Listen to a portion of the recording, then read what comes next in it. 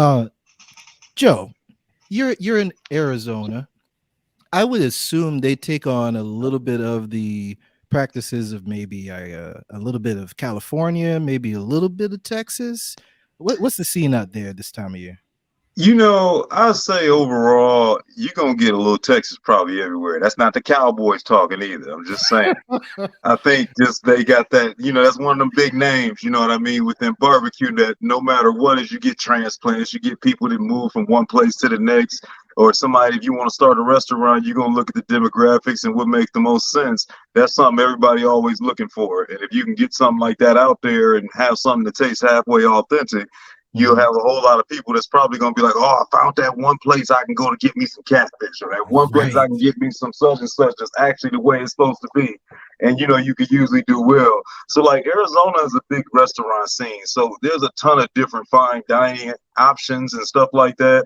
So you get a lot of different stuff overall. So there are some, and it's horrible, I haven't even been to most of them. There are some traditional pitmaster style restaurants out here. I've been to a couple, but there's some that I'll see on some channels and stuff like that like one off the top of my head I'm thinking about is like Little Miss Barbecue, that I haven't necessarily been to, and that do it the traditional style way, cooking all the food the night before, trying to sell out what they can, so on and so forth.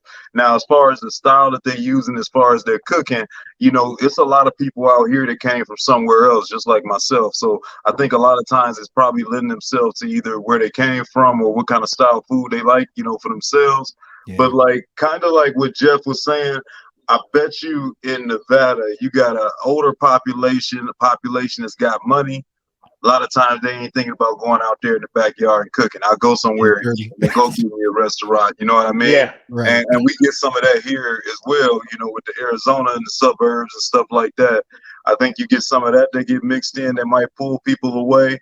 On top of the fact that don't forget about that good old fashioned heat. It's the same reason I came out from Ohio. I'm Midwesterner, you know what I mean?